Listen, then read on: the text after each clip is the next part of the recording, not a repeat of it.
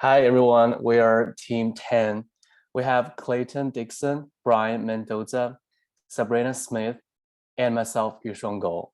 Our topic is, how did the owners of the Staples Center come to the agreement to rename its stadium Crypto.com Arena? Next page, please. Founded in 2002, AEG, also known as AEG Worldwide, is an American global sporting and music entertainment presenter. AEG owns and operates a variety of venues. Staples Center is one of them. In November 2021, AEG announced that Staples Center will be changing its name. Crypto.com is a cryptocurrency exchange app based in Singapore.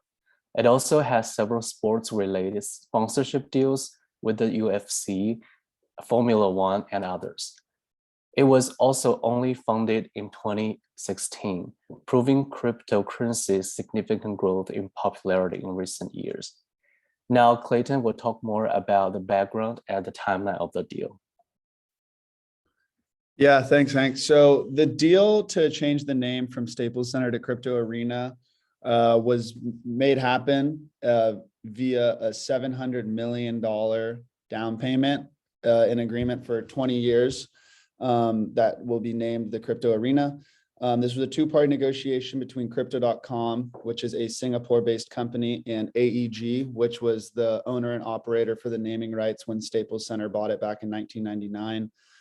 So AEG's comments portray that they wanted to make this change because crypto is the way that, you know, money is the new form of how money is going to be generated and transferred in the future. One of the quotes was, we wanted to be a company that was the best and most innovative partner within the industry. So given that the industry is ideally landing in the realm of tech, it seemed like the right move to change Staples Center to Crypto.com to kind of flow with the changing times of the market. And given that LA is a hub for culture and, you know, different types of ideas and ideologies coming out of the city, it made sense to change it from somewhat of an outdated office chain store, supply store, to a up and coming crypto company, which will be the currency of the future. The name change was official on December 25th, 2021. And the external signage is set to be replaced in June of 2022, so within the next month or so.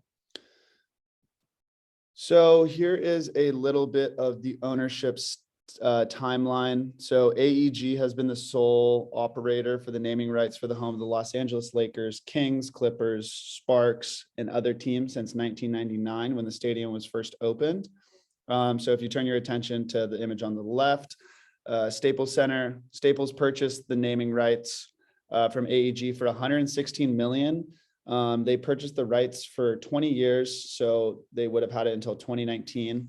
But if you look at the next part of the timeline, the Great Recession and housing market crash of 2009 forced AEG and representatives for Staples Office Supply Center to meet, and they ended up discussing that they wanted to do a lifetime deal. So the Staples Center would have the naming rights for the arena for the rest of the time that the arena is standing. We're kind of unclear of why they did this. What we assumed was that given the economic crisis that was going on, they wanted to ensure that they continued to get funding for the center amidst all of the other issues that were going on in the state.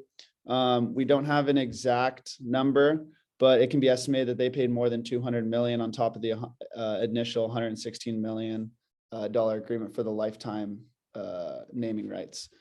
And then in 2017, Sycamore Partners acquired the naming rights, given that they purchased the Staples Office Supply Company for $6.9 billion. So because of this, they absorbed the rights to sell the name. And then in 2019, they sold the naming rights back to AEG. Sycamore Partners sold it back to AEG for $300 to $400 million, where it was then eventually sold, as stated previously, for $700 million to Crypto.com. And so here is a quick little commercial to promote the premium seating for Crypto.com Arena. When legends shine, shine with them. When the trophy is hoisted, rise When history is made, be a part of it. This is the live experience reimagined. This is Crypto.com Arena Preview.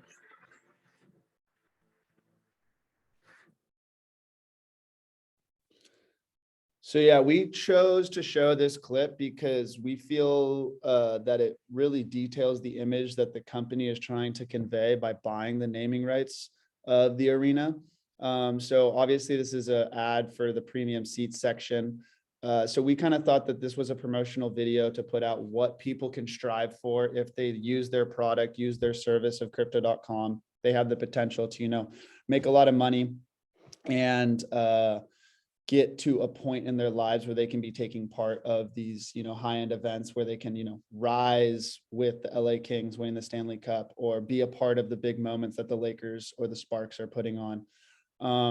And so we also believe that they purchased this arena because they wanted to cater to a younger crowd, and they're able to provide subliminal messaging to millennials and younger generations that are going to be the individuals who will be trading crypto on the blockchain. So with that, let me pass it off to my team member to talk about some bad buzz. All right, so memes flooded social media and the sports world after the news broke that the Staples Center was getting a new name. And it's not often that you see naming rights deals spark this much of an outpouring of emotion and nationwide conversation, although the arena in Los Angeles is one of the most iconic music and sports venues. So the majority of people were in disbelief upon hearing the news and felt strongly that the Staples Center name was tied with too much history and greatness to be replaced. Many saw it as the end of an era. A couple of examples of how fans spoke out against the news. First, the Staples Center is part of Lakers history, and for the name to be changed, it's a way of removing part of that history. Plus, Crypto.com Arena just sounds ridiculous. Next, can't recall the last time I saw LA as united as the hatred for the crypt. Paul George and other NBA players spoke out as well. George supported the take that the name change felt like stripping history, stating, "Good thing we won't be here too long." Next slide, please. So, although not all the buzz in the media was bad buzz, some fans and celebrities shared their excitement for what this new era represented. Mark Cuban was outspoken about his support for the name change, saying that he thought it was a brilliant deal. Russell Westbrook, NBA star and Los Angeles native, weighed in and stated that regardless of the name, the building is still the building. It's the building that's what's the most important, and that's all you can think about. So Crypto.com's chief executive hopes that in the next few years, people will look back at this moment as the moment when crypto crossed the chasm into the mainstream. And next slide. I'll go ahead and give a quick overview of how we saw class concepts apply to this negotiation. So it's fair to assume that the two parties worked together and utilized bridging to create a mutually beneficial or Pareto optimal agreement. AEG was looking to claim as much value as possible in making a new naming rights deal for the stadium, and Crypto.com was looking to create as much value as possible with their deal. We see Crypto.com creating value by enlarging the size of the pie, and although Crypto.com spent top dollar, it ended up being in their favor because the agreement made headlines as one of the biggest naming deals in sports history. Malhotra and Bazerman state that it's important to alleviate fear and build trust in agreement. It's fair to assume that Crypto.com was able to achieve this by using M&B's tactic of understanding and speaking AEG's language. Crypto.com was most likely able to make a case for how the crypto space is becoming quickly associated with the sports and entertainment world. It's important to show that their partnership made sense and would keep AEG's iconic brand relevant and in line with the times. And then Crypto.com was also most likely able to prove that they were familiar with AEG's customers. There's studies out there that sports fans are much more likely than non-fans to be familiar with cryptocurrency. And then I'll pass it to Brian to further discuss motivating factors of the deal. Thanks, Sabrina. So the first main motivating factor for Crypto.com to make this deal was to keep pace with competing crypto brands who are doing kind of similar deals. As one example, another company called FTX has been rapidly acquiring sponsorship deals. And in 2021, they actually bought the naming rights at the arena where the Miami Heat play. So this was a 19-year deal for $135 million. So FTX gave away cryptocurrency to fans who attended those games, and they've been driving real-time app downloads at the arena. These are tactics that we are sure that can be replicated by Crypto.com with their new arena. And additionally, companies like FTX are attracting their target audience through name recognition and brand sponsorship. So here are just a few of the names who trust FTX, which include Tom Brady, Giselle, Steph Curry, Kevin O'Leary, and David Ortiz. And so this is a competitive marketing landscape, and Crypto.com felt that they had to make this huge splash to get an edge. The second key motivation for Crypto.com is their brand strategy.